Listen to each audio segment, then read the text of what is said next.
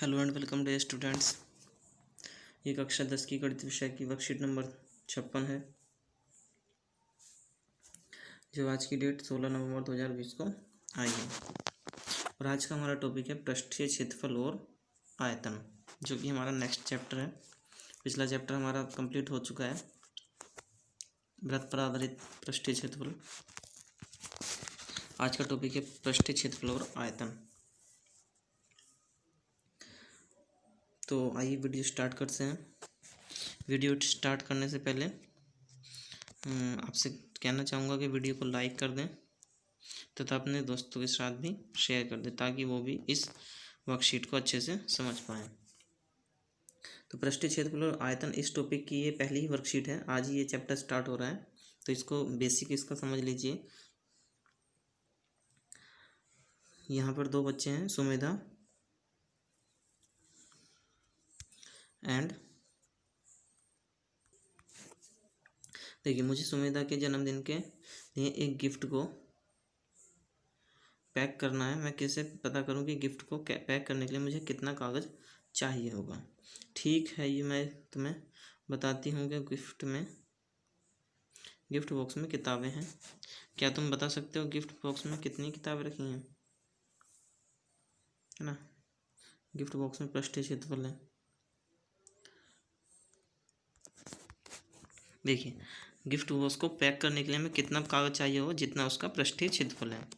ठीक है, आकृति मैं गिफ्ट बॉक्स का और एक किताब का आयतन निकालूंगा और किताबों की संख्या पता कर लूँगा। तो इस सारे स्टेटमेंट से, इन दोनों की जो वार्तालाप है, उससे हमें क्या पता चल रहा है कि हमें कब वक्ष पृष्ठ निकालना होता है और कब हमें आयतन निकालना होता है। इस चीज़ का हमें जानकारी मिल रही है। तो आइए इसको स्टार्ट करते हैं, समझ लेते हैं पृष्ठीय क्षेत्रफल क्या होता है और आयतन क्या होता है। ये दोनों चीज़ ज़्यादा जरूरी है बेटा समझना आपको, कि आयतन का क्या चीज़ है और पृष्ठीय क्षेत्रफल क्या चीज़ है। तो आइए देखते हैं। किसी वस्तु या आकार की सतह पृष्ठ का क्षेत्रफल उसका पृष्ठीय क्षेत्रफल कहलाता है। वस्तु का आकार की सतह, वस्तु या उसके आकार की सतह जो होती है, वो उसका पृष्ठीय क्षेत्रफल कहलाता है। पृष्ठीय क्षेत्रफल को दो तरह से ज्ञात कर सकते हैं, संपूर्ण या कुल पृष्ठीय क्षेत्रफल माइनस वस्तु आकार की सभी सतहों के क्षेत्रफलों का योग। दूसरा तरीका यह है कि वक्र पृष्ठीय क्षेत्रफल माइनस वस्तु आकार की कुछ सतहों का क्षेत्रफल। तो इस तरह से भी हम उसका पृष्ठीय क्षेत्रफल निकाल सकते हैं। दूसरा पॉइंट है, दूसरा पॉइंट ये वाला, यह दो विमीय मात्रक है। द्विविमीय, द्विमीय में क्या होता है, मतलब 2 डायमेंशन, और वर्ग इकाई में मापा जाता है। यानी जो इसकी यूनिट होती है वो हमेशा मीटर स्क्वायर, सेंटीमीटर स्क्वायर, क्योंकि एरिया जब भी होता है ना, एरिया का मात्रक वर्ग इकाई होता है। और यहाँ पर भी हम पृष्ठीय क्षेत्रफल यानी कि एरिया की बात कर रहे हैं, तो इसलिए यहाँ इसका यूनिट यही होगा, वर्ग इकाई।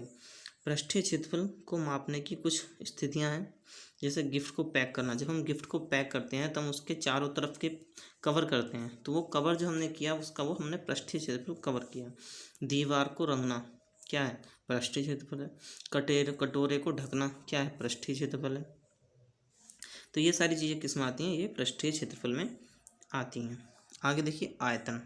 आयतन को समझ लीजिए, किसी ठोस द्वारा घेरे जाने वाला स्थान उस वस्तु का आयतन कहलाता है। खोखली वस्तु का आयतन उस वस्तु में रखे जा सकने वाले सामान की मात्रा है। खोखली वस्तु के आयतन को धारिता कहते हैं। यह 3 विमीय मात्रक है और घन इकाई में मापा जाता है। ये इंपॉर्टेंट है बेटा, आयतन का मात्रक जो होता है वो घन इकाई होता है, जबकि क्षेत्रफल का मात्रक होता है वो वर्ग इकाई होता है, जैसे मीटर क्यूब, सेंटीमीटर क्यूब।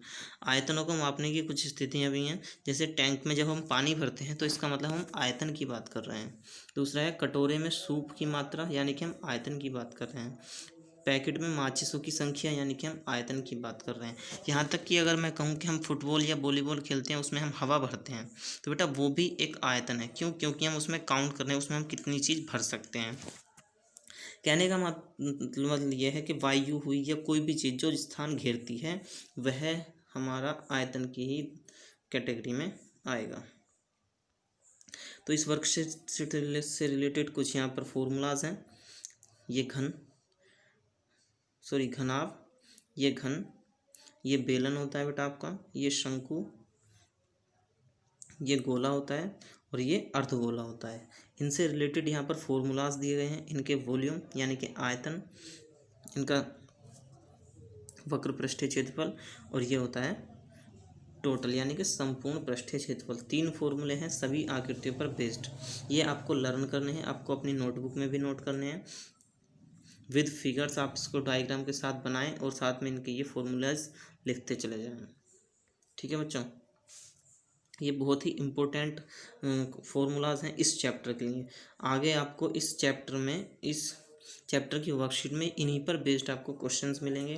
तो इसलिए अभी अगर आप इन फॉर्मूलाज को याद कर लेंगे तो आपके लिए ज़्यादा बेटर रहेगा।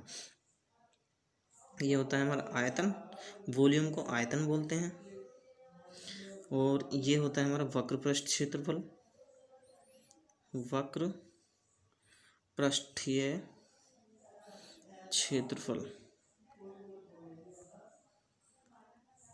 और एक हमारा जो ये लास्ट वाला है, ये वाला, ये होता है संपूर्ण पृष्ठीय क्षेत्रफल, संपूर्ण पृष्ठीय या फिर कुल पृष्ठ क्षेत्रफल, संपूर्ण पृष्ठीय क्षेत्रफल। ये 3 चीज़ें जिन बच्चों को इंग्लिश में समझ में नहीं की दिक्कत हो रही थी, मैं उनके लिए बता रहा हूँ। वॉल्यूम को आयतन बोलते हैं, lateral surface area, curve surface area को हम वक्र पृष्ठ क्षेत्रफल बोलते हैं, टोटल सरफेस एरिया को संपूर्ण पृष्ठ क्षेत्रफल या फिर कुल पृष्ठ क्षेत्रफल बोलते हैं। तो आप इन फॉर्मूलाज को जरूर याद कर लें और अपनी नोटबुक में भी नोट कर लें। आइए आगे देखते हैं, अब इन प्रश्नों का उत्तर दें। देखिए पहला क्वेश्चन है, निम्न स्थितियों को पृष्ठीय क्षेत्रफल और आयतन में नामित कीजिए। देखिए यहाँ पर क्या हो रहा है, अभी हमने बात की थी कटोरे में सूप होगा या फिर बाल्टी में पानी होगा, तो हम किसकी बात करेंगे, हम आयतन की बात करेंगे। तो बेटा ये किस क्यों दर्शा रहा है, ये आयतन को दर्शा रहा है। ठीक है, यहाँ पर क्या कर रहा है, बुक्स पर कवर चढ़ा रहा है। तो अभी हमने बात की थी, 2 बच्चे ऊपर बातचीत कर रहे थे, उसमें भी बोला था गिफ्ट को मुझे पैक करना है, तो हम क्या बात करेंगे, उसका हम पृष्ठीय क्षेत्रफल की बात कर रहे हैं। तो यहाँ पर क्या आएगा, पृष्ठीय क्षेत्रफल आएगा। यहाँ पर देखिए दीवार को पेंट किया जा रहा है, तो इसका मतलब पृष्ठ की बात हो रही है, तो पृष्ठीय क्षेत्रफल होगा, यहाँ भी पृष्ठीय क्षेत्रफल होगा। आगे देखिए यहाँ पे क्या किया गया बेटा, मेज को एक कपड़े से कवर किया गया, तो यानी कि यहाँ भी पृष्ठ की बात है ना, यहाँ भी पृष्ठ की बात है। यहाँ क्या हो रहा है, बॉक्सेस को भरा जा रहा है, भरा जा रहा है क्या मतलब, स्पेस घेर रहे हैं, स्पेस घेर रहे हैं का मतलब क्या होगा, आयतन की बात होगी, है ना। कुआं है, कुएं से मिट्टी निकाली जा रही है, यानी कि जो इसका स्पेस है इसको खोखला बनाया जा रहा है, तो यहाँ पे ये भी आयतन होगा, ये भी आयतन होगा।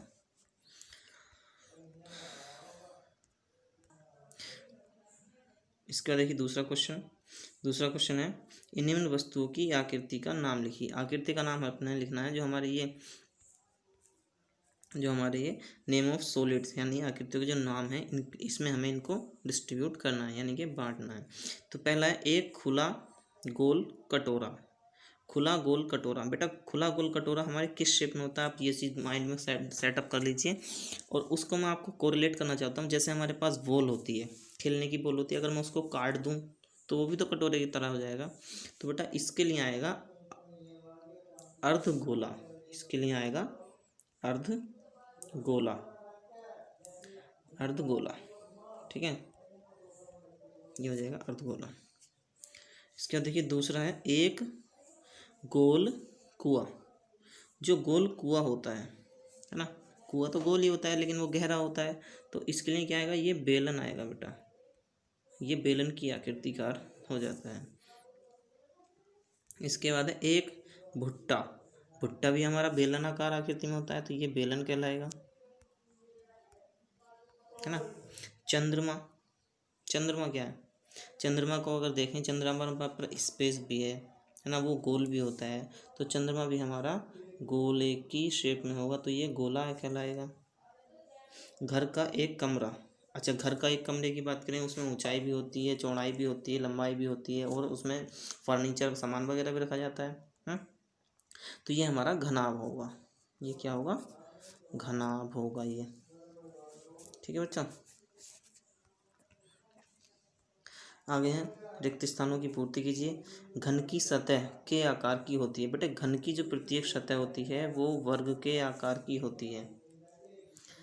दूसरा पॉइंट है, एक आयत को मोड़ने पर वह ए आकार में हो जाता है। आयत का पेज को जब हम मोड़ते हैं तो वो बेलन के आकृति में हो जाता है, तो यहाँ पर आएगा बेलन। ये क्वेश्चन है भी आपका, एक एक्सरसाइज में है क्वेश्चन कि जब एक आयताकार पेज को मोड़ा जाता है तो वो बेलन की आकृति में बन जाता है। इसके बाद है तीसरा पॉइंट, एक लंब वृत्तीय शंकु का आधार के आकार का होता है। बेटे शंकु का जो आधार होता है, शंकु का जो आधार होता है वो हमेशा वृत्त के आकार का होता है। किसके आकार का होता है, वृत्त के आकार का होता है। तो आज की वर्कशीट में हमारा इतना ही काम था। हमने क्या सीखा, हमने सीखा पृष्ठीय क्षेत्रफल और आयतन के बारे में। ठीक है, हमने सीखा पृष्ठीय क्षेत्रफल और आयतन के बारे में। हमें पृष्ठीय क्षेत्रफल कब ज्ञात करना होता है, आयतन हमें कब ज्ञात करना होता है। हमने सीखा 3D आकृतियों की, 3D त्रिविमीय आकृतियों के फॉर्मूलाज के बारे में।